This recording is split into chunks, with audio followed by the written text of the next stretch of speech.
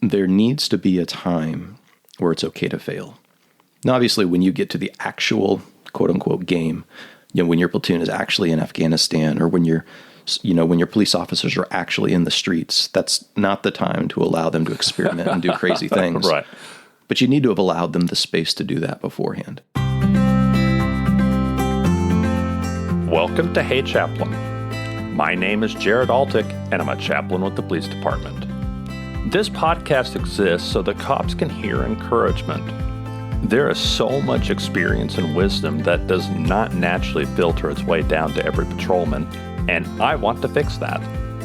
On this podcast, you'll hear from detectives and dispatchers, U.S. Marshals, and county sheriffs, and the occasional detective from my hometown of Kansas City. From the LAPD to Scotland Yard, the guests on Hey Chaplain give you their hard-earned wisdom so that you don't have to reinvent the wheel. This episode is so good. Today's guest is a West Point graduate and an Army combat veteran who came back from Afghanistan to then go to medical school and become an Army doctor. Major Cordell Hachinsky is a friend of mine who I regularly had lunch with while he was attending the Command and General Staff College at Fort Leavenworth, Kansas. I knew, based on his character, his intelligence, and his leadership experience in combat, that he would have something really valuable to contribute if I could convince him to come onto the show. What surprised me was that he suggested that our conversation should be about failure. I split the interview into two parts. The first part, he talks a lot about leadership and training and why we need to allow our subordinates to fail if we really want what's best for them. Dr. Hachinsky then gave really personal examples of how he has failed and how he's overcome that failure. Part 2 includes some lessons from med school and some stories from the war in Afghanistan that drive home the point about humility and also making career decisions. Here's U.S. Army Major Cordell Hachinsky, MD. Hello, Dr. Hachinsky. How are you? I'm doing very well. I'm glad I'm getting a chance to talk to you. Can you talk to me about the critical decisions that cops and doctors and Army commanders have to make where there are life and death consequences? From both the military and medical side of things, which I'm in, the sanctity of the individual decision is just so important. How on the battlefield and also in the exam room, the ability for a single person to make a decision with another person has such big implications. And I think that really resonates with police officers. Police officers are put in so many circumstances and situations where their judgment is ultimate. I mean, like you don't have time to think. You don't have time to consult someone else. You have to make a decision then and there. And so as I was putting myself in those kinds of shoes, the only thing that I feel like I can talk well about is the things that I've messed up. None of us are ever experts in anything, but if there's everything that I'm close to being an expert in, it's in failing. Maybe in recovering sometimes from that, and maybe sometimes still dwelling on that too much. So this is kind of a very raw and uncut and very humbling experience for me to kind of go back and think through all of my failures, all in a couple of days. Like, man, I've screwed up a lot in life. Now, people are going to look at the description of you in the show notes, and they're going to think, this guy sounds pretty accomplished. He doesn't sound like a failure to me. I will be honest that I feel that's a grace from God, that despite my many shortcomings and many failures, that he is bigger than all of that, and he's overcome all of that. So I think giving those examples of, man, here's where I really messed this up, and here's how I either survived it, here's how I learned from it, or here's how I continue to make that same mistake over and over again. For the people who are still skeptical, they're like, this guy hasn't really messed up. This is, did you park in the wrong parking spot at work? I mean, what could you possibly have done wrong? Can you give me an example somewhere where you're not super proud of how things turned out? Sure. Yeah. As an Army, not too long ago, we were involved in a pretty significant, campaign, both in Afghanistan and Iraq at the same time. And in training up for those two events, we we go to these places in the United States. There's the National Training Center out in California, and then there's the Joint Readiness Training Center down in Louisiana, in the swamps of Louisiana. So in preparation to go into a counterinsurgency environment in Afghanistan, my platoon and my whole company, my whole battalion, all went down to the swamps of Louisiana to do a training event. And you were a cavalry officer at that point. I was, yeah. And cavalry wasn't used in its traditional form in Afghanistan. We were essentially used as infantry, where we were land holding units, which means that we were given a section of land and told this is your area. And you're responsible for handling all of the insurgency that happens in this area, as well as all of the partner capacity building that we did, all of the infrastructure, all of the governmental organizations. Everything that happened within that geographic area was our responsibility. So you're moving from scouting over to like counterinsurgency? Yeah, absolutely. Okay. So, I mean, all the traditional missions of the Army kind of go out the window when you talk about counterinsurgency. So we were preparing for that. And so down in Louisiana, they had built some pretty amazing facilities. We called them COPs, but they were small bases, surrounded by walls, 20-foot guard towers hanging out the top that you would live in. And for a month that you were in the field, you'd be dealt all kinds of different missions that you would have to figure out. And so some of the missions are really robust and some of them are kind of small. And so on the particular day that this failure that I'll mention is coming, my platoon's job was really simple. We were just we had an EOD team, an explosive ordnance disposal team that was with us, and I just had to escort them back to their home base and keep them safe just on the road. And so, just being honest, it was a pretty simple mission. I didn't really spend that much time preparing for it. It was really just kind of a babysit, drive them back, and then drive. So I didn't spend a lot of time preparing my guys. We did kind of a limited mission brief. But of course, as all things go, and as soon as we left the wire, the base that we were on came under attack. And so my commander calls me over the phone, and he says, hey, we got to change your mission, and I need you to go and clear the woods that are just south of our COPs, or our little base that we were living in. So the captain's calling a second lieutenant. Correct. And you're going to take a platoon? A platoon, yep. And there's about 15 guys because we didn't have everybody at that point. Okay. So we had 4 trucks, about 15 guys. Okay. And we're told to just go clear the woods. We have no idea what size enemy is. We don't really have any intelligence other than they're shooting at us. I need you to make them stop shooting at us. And so I pull everybody together. We send the EOD team back into the base, and I make the decision, all right, I'm going to take 2 vehicles. We're going to send them down this road that kind of is on the side of the woods, and they're going to be what we call like a support by fire base. So they've got the bigger guns, they've got a grenade launcher, and help me out again too. So this is in training. So you're shooting blanks and you're doing the laser thing, or is it something else? Yeah, so we're wearing Miles gear, which has sensors on it and things like that. Right. It's kind of like playing laser tag. Okay. But when you get shot, your alarm continues to go off so that everybody knows. And then your gun no longer works, so you can't actually keep going and stuff like that. Right. So anyway. Okay. Sometimes commercial laser tags work just as well. But you're clear in the woods. You've got 4 vehicles, 15 men-ish. Yep. So I dismount half of my platoon, and I take them with me, and we're going to go into the woods. And so we kind of do like an L-shaped formation where I'm walking through the woods at the same time that my trucks are driving on a road. And I've got my little radios with me, but they don't have nearly as much bandwidth. And so at some point in the woods, I lose contact with the company commander, and all I can do is contact my trucks, who then have to relay my message back to the company commander. And so we're going through the woods. We get a little bit of fire from the enemy here and there, and we're clearing through, and the trucks are driving at the same time. We hear them kind of shooting periodically as well. We don't really make any huge contact.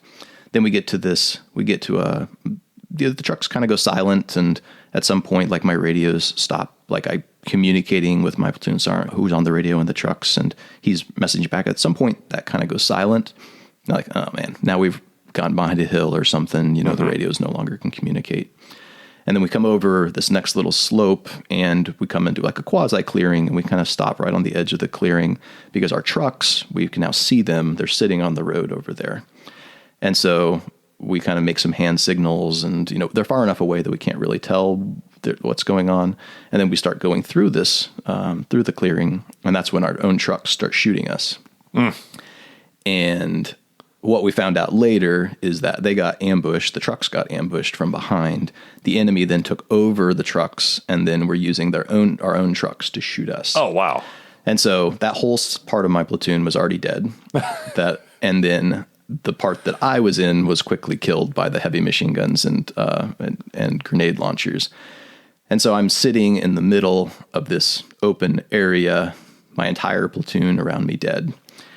And we're months away from going to Afghanistan. And we know what mission we're doing in Afghanistan. We're going into South Afghanistan, where we're expected to clear this was early, not real early in the war, but we had needed a surge of people to go in and to win the fight, to kind of push the Taliban back so that we can do some of those state building, so we can reinforce the local government, so we can build humanitarian assistance, so that we can help set up schools.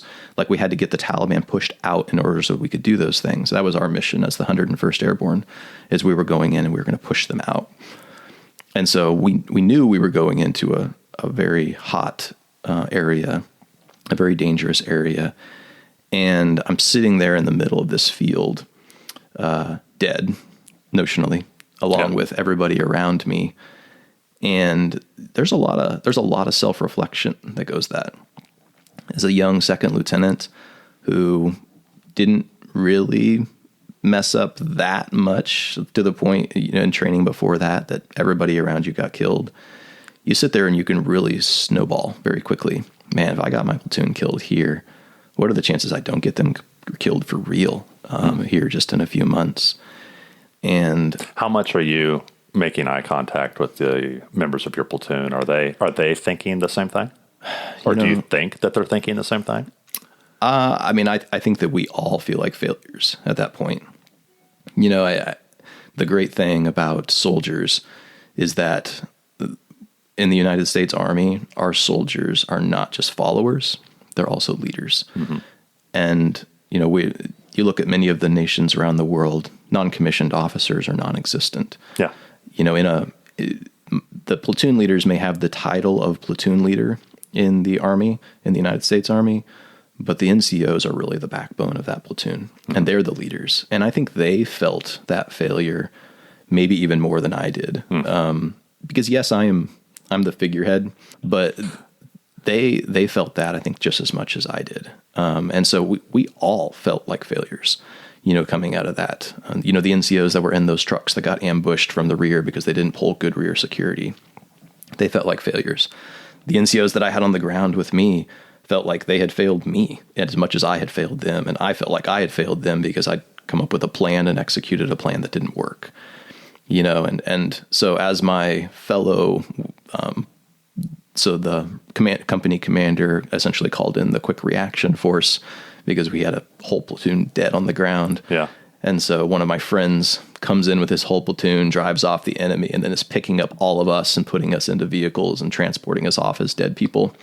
It's just a super humbling experience to be sitting there knowing that nothing went right. And the great thing is that even, when you fail, there are observer controllers and trainers that are around you that it's not the first time they've seen failure. Yeah. Those missions are designed to stress you. Mm-hmm. Those missions were designed to make you learn. And so as I was sitting in the base just later that day, just going through that, one of those came up to me and he's just like, "Hey, how you doing?" And I was like, "I'll be honest, this sucks. I'm hurting right now. Like this feels way more real than probably it should." And he kind of pointed out to me something that really sticks to me to this day, and maybe the biggest lesson that I learned out of that. And he said, "This is training. This is when you're supposed to screw up, so that when you get to the real thing, you're less likely to do it." He said, if you don't train to the point where you mess up, you're not really training. He's like, this is the space, this is the protected area where you try things and you do things, and then you go back and you reflect and you figure out, all right, what can I do differently? And I think that was the biggest lesson that I've taken away that's really applied to the rest of my life, is that there needs to be a time where it's okay to fail. Now, obviously, when you get to the actual quote unquote game, when your platoon is actually in Afghanistan, or when your police officers are actually in the streets, that's not the time to allow them to experiment and do crazy things. Right. But you need to have allowed them the space to do that beforehand. Mm-hmm. And in the Army and in the medical world, I've been through a lot of training in both of those. I kind of joke that I'm in like my 23rd year of school. So a lot of training and a lot of supervised training. And same in the Army, that you always have somebody that's above you, that's teaching you and mentoring you. And I think that's very similar in the police community, where you always have somebody that's ahead of you that is responsible for training you and mentoring you and counseling you. And when you mess up, to walk you through that. Mm-hmm. Those opportunities to learn and practice, those are times that we need to normalize failure a little bit. When we're training, it's okay to fail. We were doing this out in the deserts of California, where we would have simulated Russian motorized rifle battalions, and they were American soldiers, but they were using Russian equipment, and they would routinely kick the butt of our best infantry and armor. And the point of the Army training was to have them lose in California or in Louisiana, so that they wouldn't lose when they were on a real battlefield. And I feel like the Army has embraced that idea of letting their people fail frequently in the training sphere really well. I don't see that in the civilian world. Law enforcement probably straddles that to some degree. I think that people coming out of a military background understand, hey, this is the place for you to be humbled, to be humiliated, to make really bad mistakes so that you don't do it in the street. But I think the civilian world is adverse to that. Training is another thing on your resume that you need to get an A+ in. Yeah. And so people select training where they can succeed and be the top of the class and have nothing but success. And so they avoid training where they're going to be humbled, where they're going to be humiliated, where they're going to make terrible mistakes that stick with them for a long time. I feel like the Army has that figured out to some degree, and they do that most of the time. The civilian world doesn't have it figured out and doesn't do it most of the time. Do you think that's accurate? I don't have as much experience in the civilian world, but I would say that on the Army side, we don't have it figured out. Anytime that you have an organization that says we have it figured out, sure, you absolutely don't have it figured out. The Army, and I think that it has reflected society a little bit in that we are becoming less responsive to failure as well. We see these big training events as tests rather than as training events. And I've seen some efforts lately where we're trying to reverse that trend. Okay. But I think that our society as a whole is devaluing training and making it more of a test than it is a training event. And it's getting more scrutiny, it's getting more top views, and people's evaluations and things like that are all based on their performance in these big training events, especially in a time of peace like we kind of have right now. So the closest thing we get to that is these big training events. They've become now the tests, and your evaluation reports is based on that kind of thing. But I don't know that I have enough expertise and to say that all of the civilian world, it's a certain way and all of the Army is a certain way. But I do think that all of us have the same temptations, which is to not allow our subordinates to make mistakes. And I think that there's a mentality that comes that when we know we can't make a mistake, that we get paralyzed by our inability to make a decision. And I think that's probably the biggest consequence that comes out of that, is that we have leaders who are scared to make decisions because of all of the ramifications that come from that. And so really good leaders, and the leaders that I've worked for, have allowed you to screw up and keep going. This is, again, a little bit of a personal story, but that same company commander who I was working with, man, for my whole life, I have struggled with getting up in the morning on time. And it's so ironic that I am in the military where that is required of me. Maybe that's why I'm in the military, is because it's required of me. When I was in high school, I had more tardies than I think anybody in the graduating class. And I have always really struggled with waking up on time. And when I was a second lieutenant, way before we got to JRTC and to Afghanistan, I had a string of days where I was late to work. And on the last one, I think it was like the fourth one in like a month that I was late to PT in the morning, physical training. Right. But we were doing a field event, and my whole platoon was at the trucks getting them ready. And I roll in like 30 minutes late, and it was embarrassing professionally. And I thought that I had hidden it from my commander. I wasn't hiding anything from my commander. He knew exactly what was going on. But he called me into his office later that day and confronted me with the truth that here's the things that you have not done well. You've not shown up on time this day, this day, this day, and this day. And he says, and if you do this one more time, you're going to lose your platoon. And that scared me enough that I was never late again.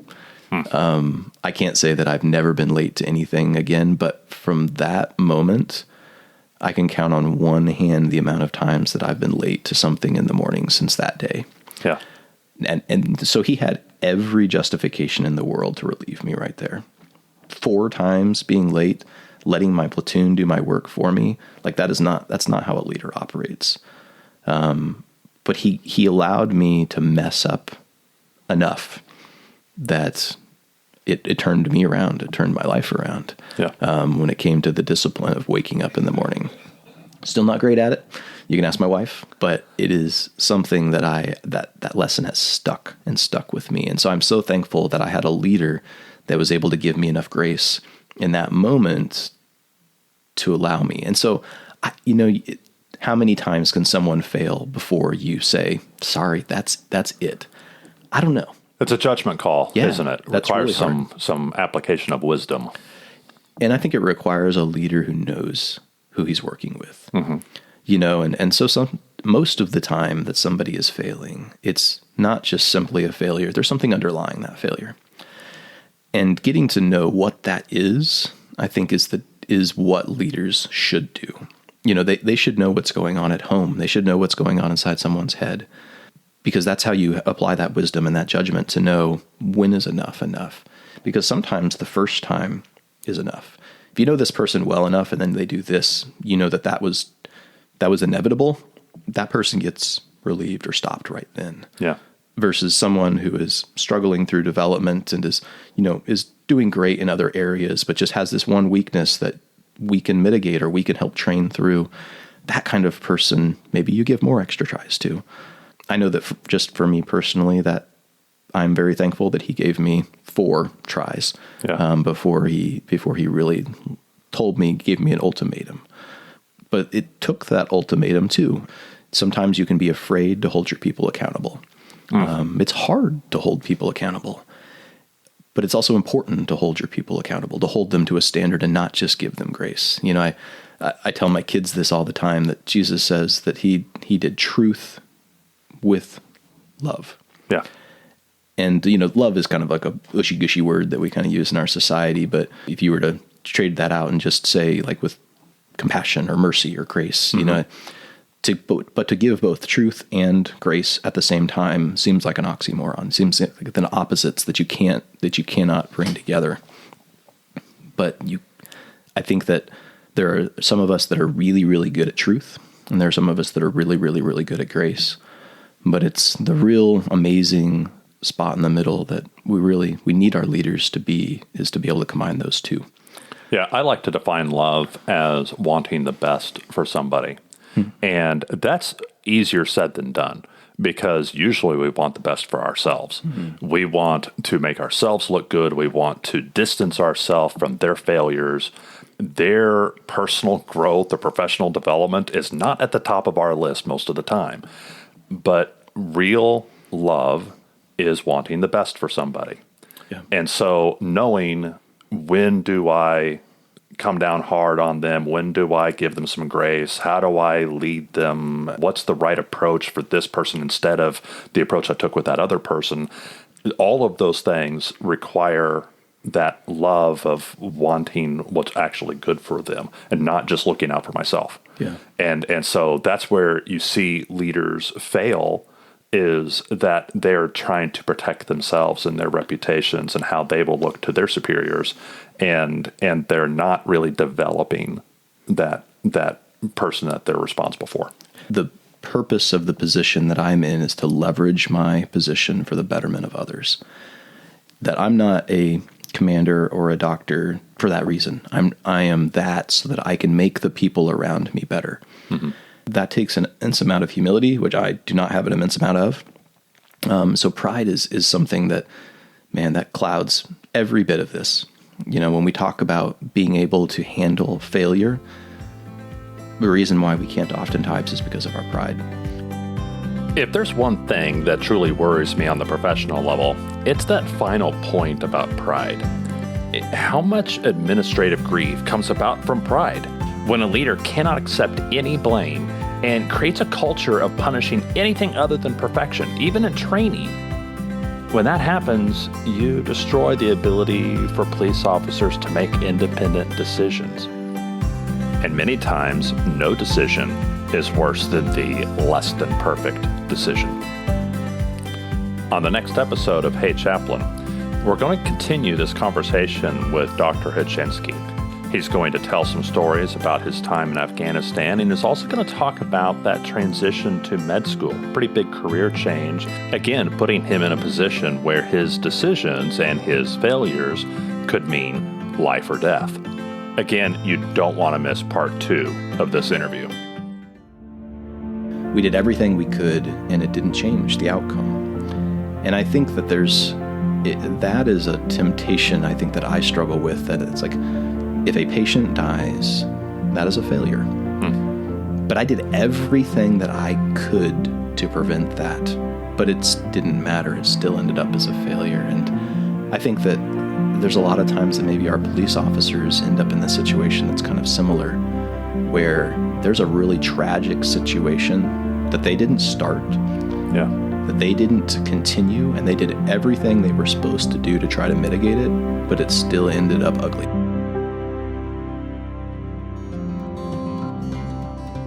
This show is free for everyone because of those supporters who are quietly helping behind the scenes. If you want to help this show reach cops, chaplains, and other first responders around the world, please make a $5 donation by following the link in the episode description. Some of our supporters give monthly, and I can't tell you how much that helps. The views expressed here are the personal views of the host and our guest, and do not necessarily represent the views of any law enforcement agency or its components. Dr. Hachinsky didn't even talk about medicine in this episode, but nevertheless, let me remind you that he is probably not your doctor. The information presented in this episode, including any statements or opinions expressed by Dr. Hachinsky, is for informational purposes only and is not intended as a substitute for professional medical advice, diagnosis, or treatment by a doctor who has actually met you. Always seek the advice of your qualified healthcare provider with any questions that you may have regarding a medical condition, and never disregard professional medical advice or delay in seeking it because of something you heard on a podcast. Go see your doctor. If you like this episode, please share it with a cop or someone who loves a cop. Thank you for listening to Hey Chaplain, and as always, pray for peace in our city.